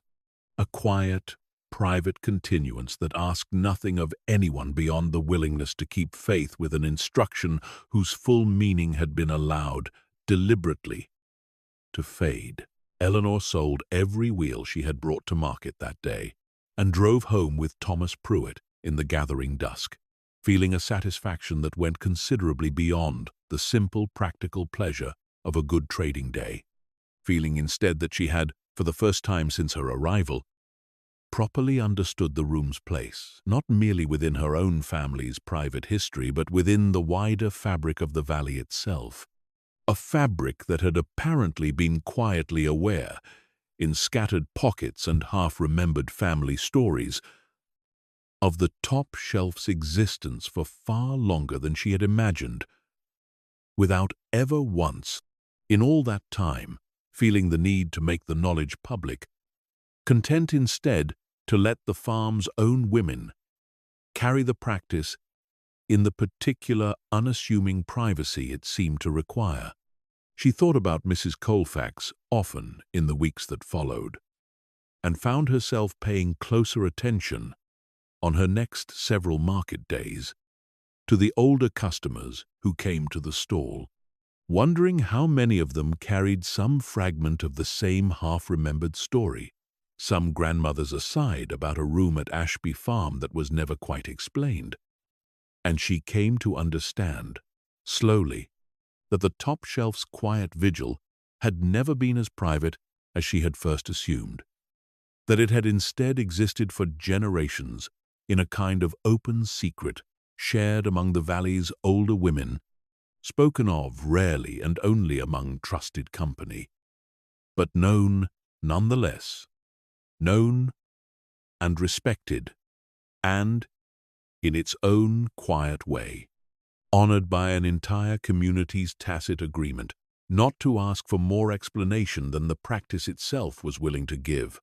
The lambing season on Thomas Pruitt's land reached its full, exhausting peak in the last week of March, and Eleanor found herself helping where she could in the evenings, after her own day's work in the cheese room was done, holding a torch steady while Thomas Pruitt or his wife worked, fetching warm water, once even helping to settle a weak, shivering lamb into a box beside the kitchen range to be warmed back to strength. And she found this new, temporary work oddly restorative after the quieter, more solitary rhythm of her own days, a reminder that the whole valley moved through its seasons together, each farm's particular labor folding into the next, lambs and milk and cheese and hay, all part of a single continuous cycle that no single household managed entirely alone. It was during one of these late evenings at the Pruitts, sitting in their kitchen with a mug of tea warming her hands after a long cold hour in the lambing shed, that Thomas Pruitt's wife, a quiet, capable woman named Margaret, who Eleanor had until then known only slightly, mentioned something that added yet another small piece to the accumulating picture of the top shelf's history. Margaret's own grandmother, it turned out, had once worked briefly as a girl in the Ashby Farm dairy, decades before Eleanor's own grandmother had taken over the room, and had told Margaret, many years ago, a fragment of a story about the farm's very earliest days. A story so old that Margaret herself had always assumed it belonged more to folklore than to any verifiable family history, about a woman,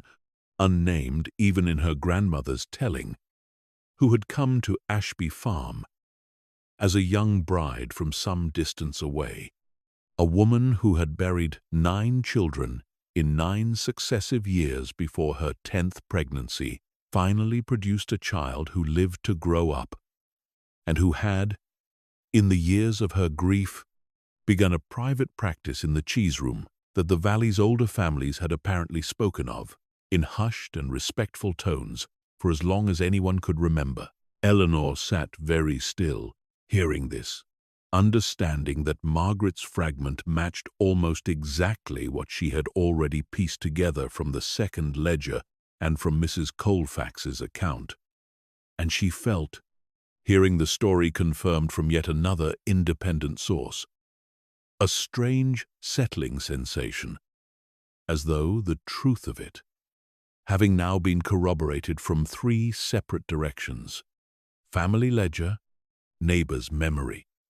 and a third woman's grandmother's half-remembered folklore, had become somehow more solid, more real, than it had felt even when she first read the second ledger's entry alone in the lamplit quiet of the cheese room. She asked Margaret, carefully, whether her grandmother had ever mentioned what became of the 10th child, the one who had finally lived, and Margaret said only that her grandmother's story had never gone that far, that the story had always ended, in its telling, with the beginning of the tending rather than with whatever came after, as though the valley's collective memory had preserved only the part of the story that mattered for the practice's continuation and had simply let the rest of it, the ordinary biographical facts of names and dates and eventual outcomes, fall away into the general forgetting that claims most human lives eventually, regardless of how carefully any single family tries to hold on to them. Eleanor walked home from the Pruitts' farm that night, under a clear, cold sky thick with stars, the kind of sky she had rarely properly seen in her city years, and thought about the 10th child who had lived, wondering whether that child, growing up, had ever been told about the 9 who came before, wondering whether that child had perhaps been the very hand that first scratched a letter into a rind and began the whole long practice. Grieving mother and surviving child together, perhaps tending the 9 lost siblings in the years before the mother herself grew too old to manage the work and passed the room, and the instruction on to whichever daughter or granddaughter came next in the family's long unbroken line,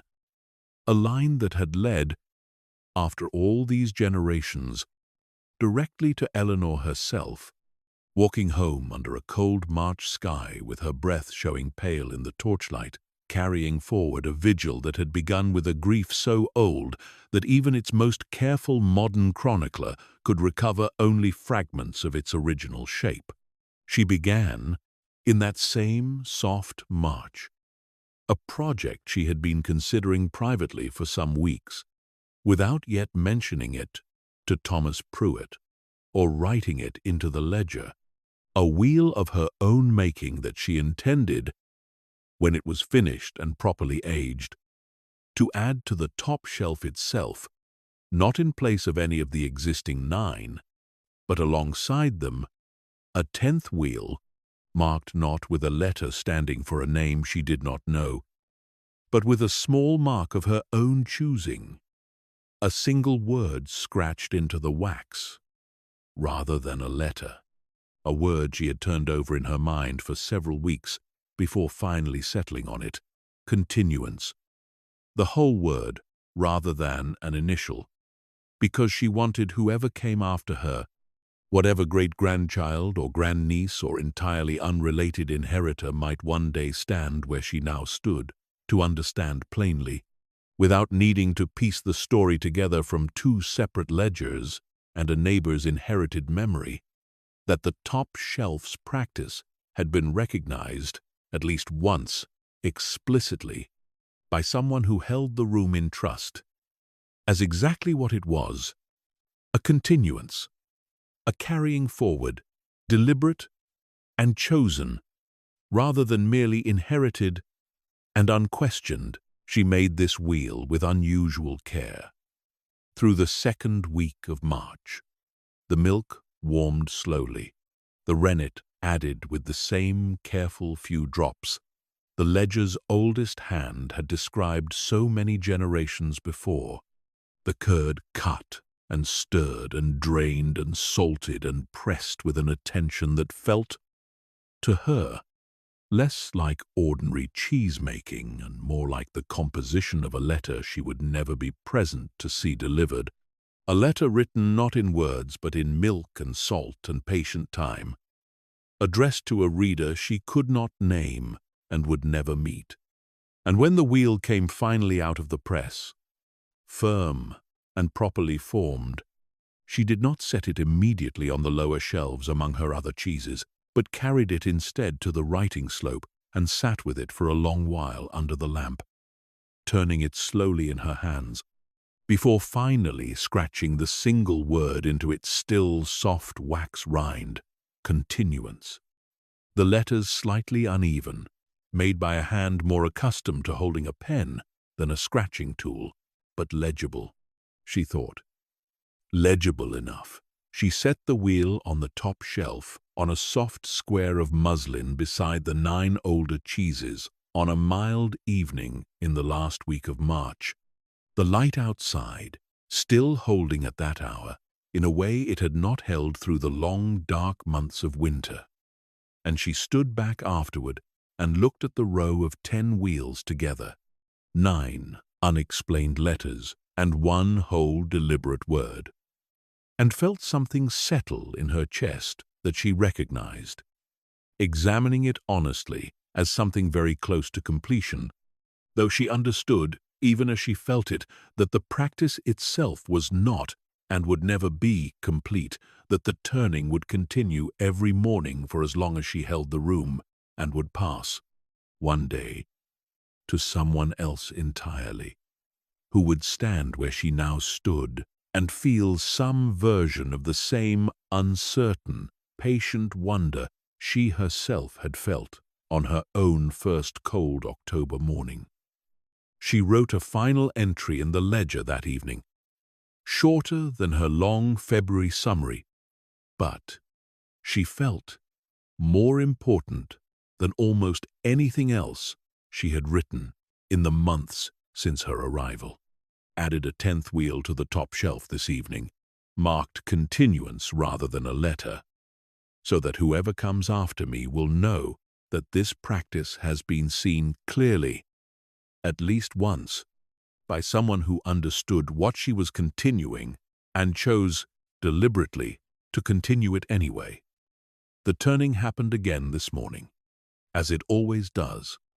All 10 wheels now. No damage. I do not know how many more mornings I will have in this room before it passes to someone else. But I know that however many mornings remain to me, I will spend them exactly as my grandmother spent hers, and her mother before her, turning what needs turning, tending what needs tending,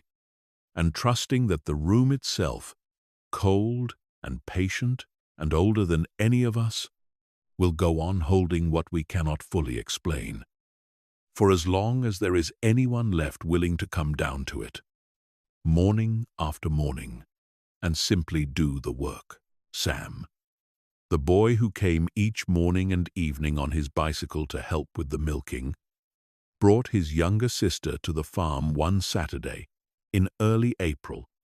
a quiet, watchful girl of perhaps 7 or 8, named Bridget, who had apparently been asking her brother for weeks about the farm and the cows, and,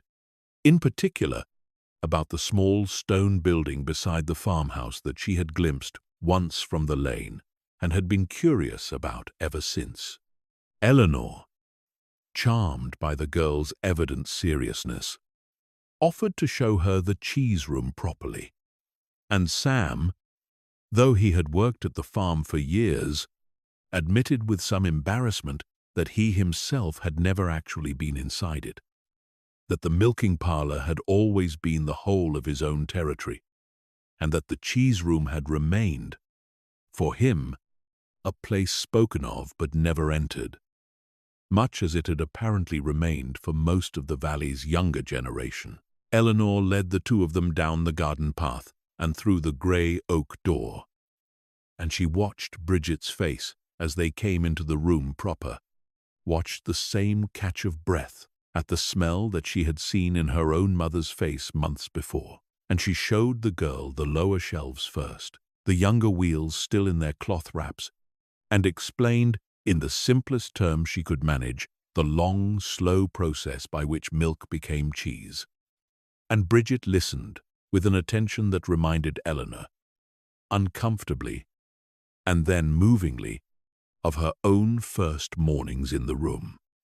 The same wide, careful watchfulness of someone encountering something that mattered more than she yet had the words to explain. When they came to the top shelf, Eleanor hesitated for a moment, uncertain how much of the story was appropriate to share with a child so young, and settled finally on a version pared back to its simplest, gentlest shape, telling Bridget only that a very long time ago, a woman who had lived at this farm had lost some babies before they grew old enough to remember and that she had made these 9 special cheeses to help her remember them, and that every woman who had lived at the farm since had continued turning them every single morning so that the babies would never be forgotten, even though nobody alive today knew their names. Bridget considered this with the particular grave seriousness that children sometimes bring to subjects adults assume are beyond them, and then asked whether she might be allowed to turn one, just once. And Eleanor, moved by the request in a way she had not anticipated, lifted down the wheel nearest the door, the one marked with the letter that might be an E, and helped the girl's small hands support its weight, as together they turned it, slowly, and set it back down. Bridget stood looking up at the shelf for a long moment afterward, and then said, with the plain directness of a child who has not yet learned to soften difficult observations, that she thought it was very sad, but also very nice, that the babies had a room where somebody still thought about them. And Eleanor found herself, hearing this, blinking back an unexpected tightness in her throat, and told the girl that she thought that was exactly the right way to think about it, sad and nice at the same time, and that she was welcome to come back and help with the turning again whenever she liked, an offer Bridget accepted with immediate and evident delight. And Sam, watching this exchange from the doorway, told Eleanor afterward, as they walked back up to the farmhouse, that he thought his sister would talk of nothing else for a week, and that he was glad, in a way he found slightly difficult to put into words, that the room had finally opened itself, even a little, to the next generation of the valley's children. In the same patient way, it seemed to have opened itself to every generation before them. Bridget did come back, several times through the remaining weeks of April, always on a Saturday, always asking first, and specifically about the top shelf, before she would consent to be shown anything else in the room. And Eleanor found herself watching the girl's evident seriousness settle over the following weeks into something closer to genuine understanding, wondering whether this was simply how the whole long practice had always renewed itself, not through any formal apprenticeship or deliberate teaching,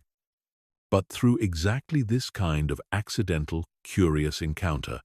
A child glimpsing a small stone building from a lane and asking enough questions over enough years that the practice found, eventually, another pair of hands willing to carry it forward, whether those hands belonged to a direct descendant of the original grieving mother or, as seemed increasingly possible with Bridget, to some entirely unrelated child of the valley who had simply been paying attention at the right moment in her own young life. She wrote about Bridget's visits in the ledger, briefly, feeling that the moment deserved some small permanent record, even though it did not fit neatly into the ledger's usual categories of milk and weather and curd condition. And she found herself hoping, writing it, that whoever eventually inherited the room after her, whether that was a child of her own body or some other relation entirely, or, conceivably, nobody from the family at all, might find in these pages some comfort in knowing that the practice had never depended on any single bloodline to survive, that it had always been, at its heart, simply available to whoever came close enough and paid careful enough attention and found themselves, as Eleanor herself had found, unable to walk away from a room that asked so little in the way of understanding and gave, in return, so much in the way of quiet, patient belonging.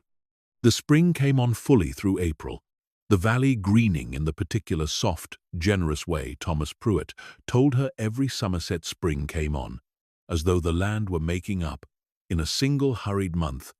for the long grey patience of the winter before it. And Eleanor's mornings in the cheese room settled into a rhythm that felt by now, less like a practice she was learning, and more simply like the shape of her own days, indistinguishable in its familiarity from breathing. She turned the 10 wheels on the top shelf each morning in the same order she always had. The 9 old letters, and now the 1 whole word beside them. And she made her own cheeses on the days the milk and the weather asked for it. And she read further, some evenings, into the ledger's earliest pages, tracing the family's whole long history back as far as the fading ink allowed her to trace it. And she wrote to her mother regularly now, and her mother wrote back, and the two of them spoke, in these letters, with an ease that had not existed between them before the Christmas visit, a shared vocabulary now available to them both. The room, the shelf, the turning, words that carried, between the two of them, a whole private history of grief, acknowledged and carried forward, together rather than alone. The middle of April brought the first anniversary Eleanor had yet faced at the farm, though not, as she had first assumed it might be, the anniversary of her grandmother's death, which had fallen in September and passed, in the thick of her earliest and most disoriented weeks at the farm, almost without her marking it properly at all. This anniversary was older, and, in its way, larger. The date recorded in the second ledger's very first legible entry,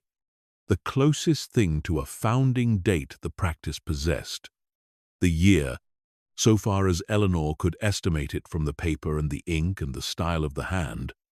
when the first of the 9 wheels had been made and marked and set upon what was then, presumably, a considerably emptier shelf. She had noticed the date some weeks before, cross-referencing it idly against the season described in that same first entry, and had realized, doing the sum, that the date fell in the middle of April, and she found herself, as the day approached, wanting to mark it, somehow, though she was uncertain, turning the question over in her mind through several quiet evenings, exactly what kind of marking would be appropriate for a grief this old, this thoroughly absorbed into the ordinary daily fabric of the room's practice. A grief that had never asked for anniversaries or ceremonies, only for the plain continuation of an ordinary task. She settled, in the end, on something simple. She rose earlier than usual on the morning of the anniversary, before even the faintest grey had entered the sky, and walked down to the cheese room by torchlight, in a stillness so complete that she could hear her own footsteps on the frosted grass, and little else besides. And she turned the 10 wheels on the top shelf in the same order she always turned them, with perhaps a fraction more care than an ordinary morning required. And then, rather than moving on immediately to the rest of the day's tasks, she sat on the old 3-legged stool beneath the shelf until the light outside the small high window had properly arrived, watching the dim room slowly brighten around her, thinking about the woman who had stood, presumably, in this exact spot, or somewhere very near it, on a morning so many generations before that no precise date beyond an estimated year could now be recovered, holding whatever was left of her first lost child, deciding, in whatever private anguish had prompted the decision, that she would mark this loss, not with a stone the churchyard would not properly permit, but with a wheel of cheese she could hold and turn and tend for the whole remainder of her own life. Eleanor did not know this woman's name, and she understood, sitting in the brightening room, that she was very unlikely ever to learn it, that the woman had chosen, deliberately, to let her own name recede behind the single letters she gave her children, protecting perhaps some private grief too raw to be spoken even to her own descendants. And Eleanor found, examining this thought carefully in the quiet of the anniversary morning, that she had come to feel something less like curiosity about the missing name and more like respect for the choice to withhold it, understanding now, after a full turning year of her own practice, that the not knowing was itself a kind of gift. The original woman had given to everyone who came after her a grief stripped of its most identifying particulars and thereby made, paradoxically, more universal, more available to be carried by hands that had never known her and never would, precisely because the specific details that might have made the grief feel like it belonged only to one distant, unknowable woman had been allowed, deliberately, to fade. She wrote a short entry in the ledger that morning, marking the anniversary plainly, without elaboration,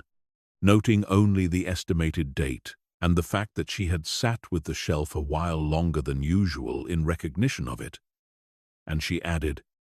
beneath this brief note, a single further line that she considered for a long while before finally setting down. Whoever you were, she wrote, I do not know your name, and I have come to believe I was never meant to. But I want you to know, if such a thing can be known across however many generations separate us, that your 9 children have never once, in all the years since you first marked them, gone an entire morning without someone thinking of them, without someone's hands resting briefly on the weight of what you carried. And I think that is, in the end, the truest thing any of us can offer the dead. Not their names recovered and spoken aloud, but the plain, unglamorous fact of continued attention, morning after morning. For as long as there is breath left in the family, or the valley, or whoever else proves willing to keep the practice going after all of us now living have joined you in whatever quiet rest waits on the other side of all this patient turning. She closed the ledger gently and went about the rest of her day's ordinary work. The milking shed with Sam, a wheel of her own, started and worked through its long, patient stages. The middle shelves checked and wiped, and she found, doing all of this familiar labor on the anniversary morning, that the day did not feel heavier for the marking she had given it, but lighter, somehow, as though the simple act of naming the occasion, even without a name to attach to it, had allowed some of its weight to settle properly into its rightful place, rather than pressing, formless and unacknowledged, against the edges of an otherwise ordinary day. On a particular evening near the end of April, the light holding long and gold over the valley in the way it did now, that the year had properly turned towards summer, Eleanor finished the day's last small task in the cheese room, a wipe of brine along a row of middle-shelf rinds, and stood for a moment, simply looking at the room around her, before she banked the lamp, taking in the whole familiar shape of it, the shelves rising on every wall, the wheels at every stage of their long, patient aging, the writing slope with its 2 ledgers, the worn stool, the old wooden press standing quiet in its corner, and, above all the rest, the top shelf with its 10 wheels resting in the last of the day's soft light. 9 letters and 1 word, a whole family's grief and continuance held together in a single patient row. She walked back to the farmhouse through the mild evening air, the smell of the cheese room fading slowly from her clothes, as it always did, replaced by the ordinary green smell of the garden in spring, and she made herself a simple supper and ate it at the kitchen table with the window open to the last of the light. And she thought, eating slowly, about the whole shape of the year that had brought her here. The solicitor's letter, the long train journey, the trembling hand on the cold iron lock. And she thought that she could not, examining her life honestly, imagine wanting to be anywhere else now, could not imagine a version of her future that did not include this particular cold stone room and its particular patient shelf, and the particular daily task of turning what needed turning, whether or not she ever fully understood everything it asked of her. She banked the kitchen range and turned down the lamp and went up the narrow stairs to bed. As the last of the light finally faded from the window, and she lay in the soft spring dark, listening to the house settle around her, the small, ordinary sounds of a home at rest, and beyond the house, in the deepening quiet of the valley, the cheese room held its own steady, patient temperature through the mild night, its shelves full of wheels aging exactly as slowly as they needed to age. And on the top shelf, in the dark, 10 wheels rested together,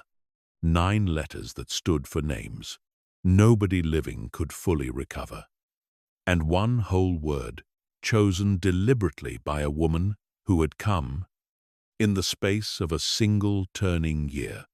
to understand precisely what she was carrying, and to choose, with her whole heart, to carry it. Eleanor closed her eyes. Somewhere below her,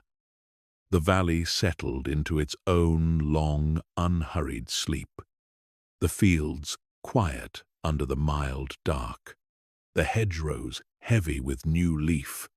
the river she still had not properly seen moving softly somewhere beyond the lane, and the farm slept with it, and the cheese room slept with it, patient and cool and full of quiet continuance,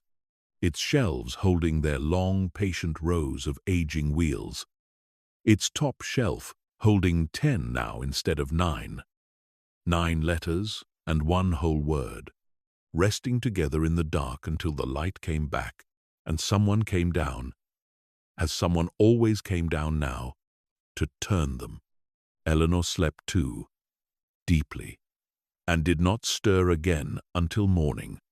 when the whole soft business of another ordinary day would begin exactly as it always began, quietly, patiently, with the turning.